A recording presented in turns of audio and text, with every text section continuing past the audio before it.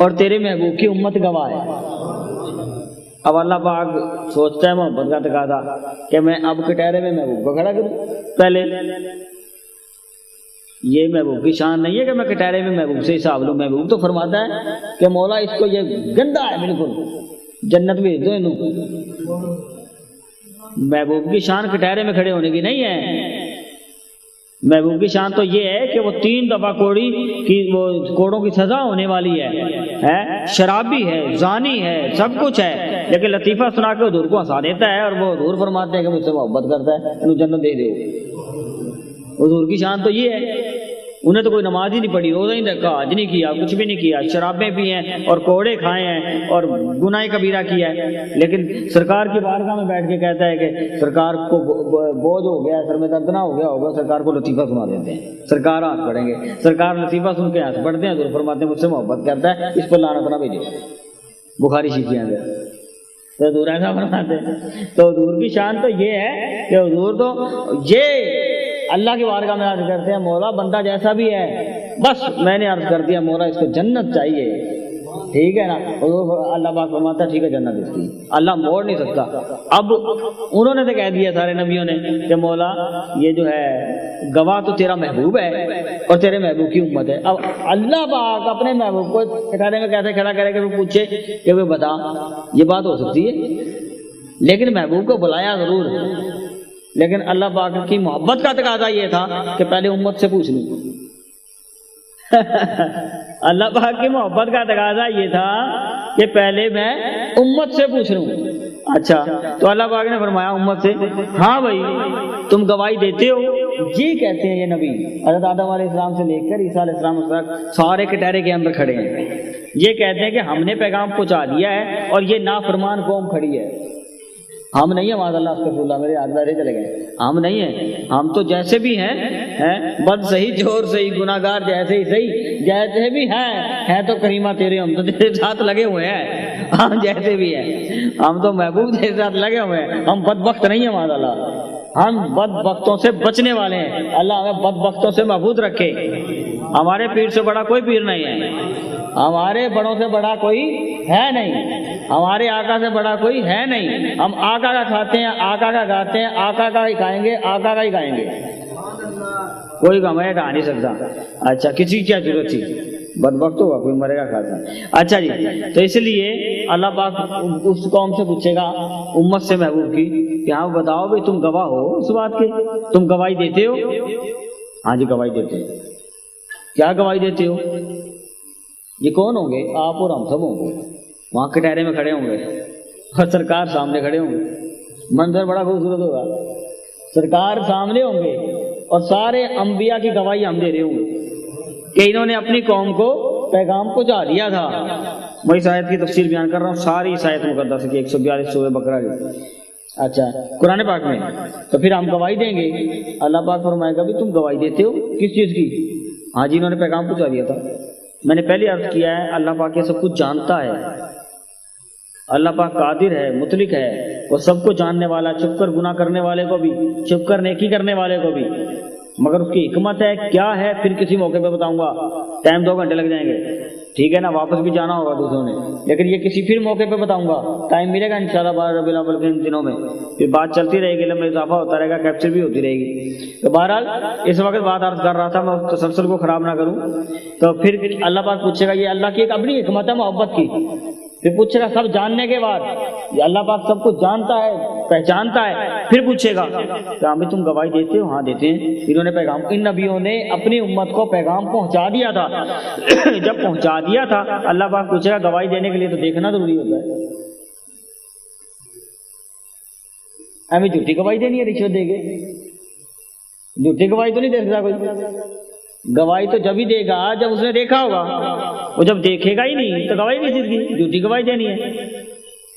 وہ کوئی سوال کر دے جی کتا گھر کے اندر رکھا ہے تو رحمت کے فرشتے نہیں آتے، اچھا جو جھوٹ بولتا ہے اس کے گھر کی رحمت کے فرشتے نہیں آتے، یاد رکھیے گا بات۔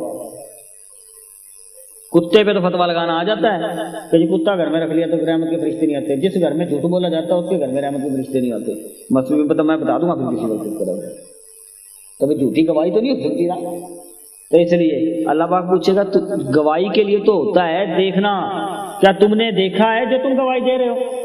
وہ عرض کریں گے بڑی پیاری بات، ہم امت عرض کرے گی اللہ پاک کی بارگاہ میں، باری تعالیٰ ہم نے تو تجھے بھی نہیں دیکھا۔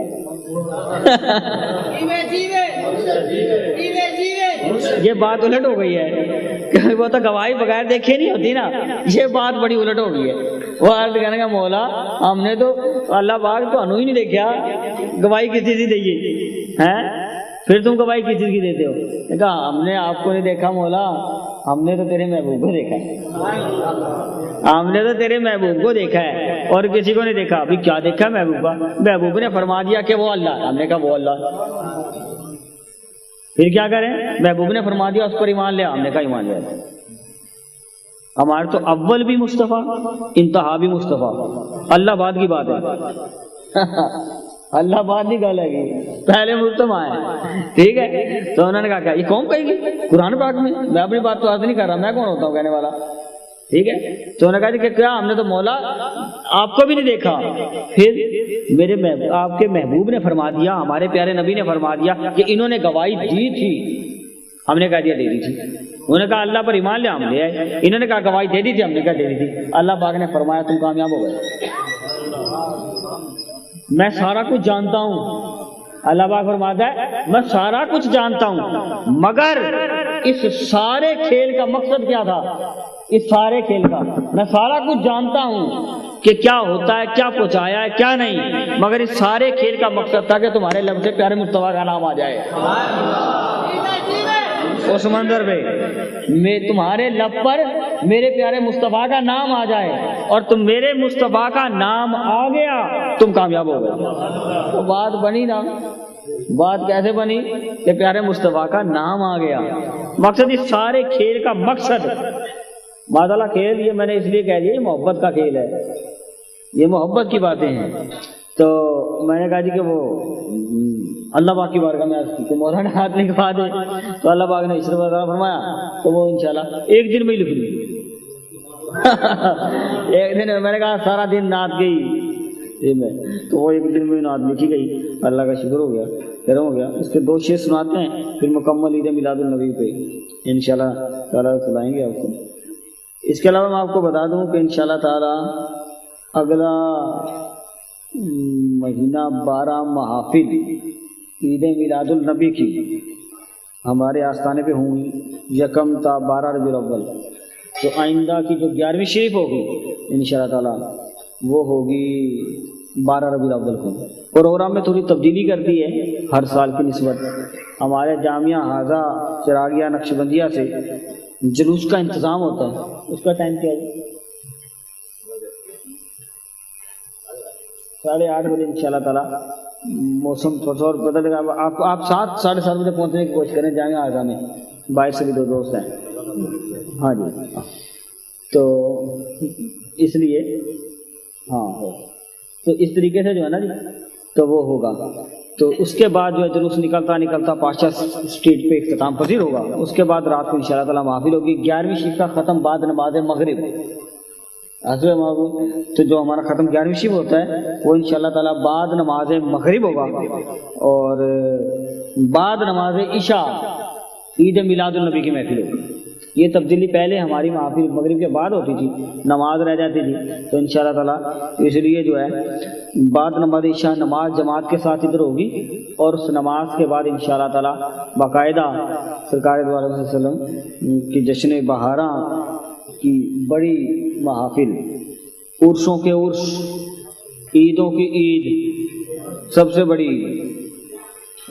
اللہ پاک توفیق دے تو نیا سوٹ سلائیں، ہاں جی، کیک کاٹیں، سوئیاں بانٹیں، مٹھائیاں بانٹیں، ہاں سرکار کی خوشی میں جو کر سکتے ہیں، چاہے تو کھلم کھاتا، مائی بہنیں بھی کھلا کھاتا، جو مرضی چاہے کریں، مقصد کہنے کا اچھا پہنے اچھا کھائیں، ٹھیک ہے جی، سرکار کا دن ہے نا جی، تو اس لیے تو اس دن تو کھلا ہی ہونا چاہیے کام، اس لیے بہرحال سرکار کی بارگاہ میں آج میں کیونکہ زور ہوتا ہے رحمت کا، اس لیے کیونکہ میں نے یہ عرض کیا تو کہتے تھے رب کے پیارے دلارے ہمارے نبی آپ آئے جہاں میں ہمارے نبی، رب کے پیارے دلارے ہمارے نبی،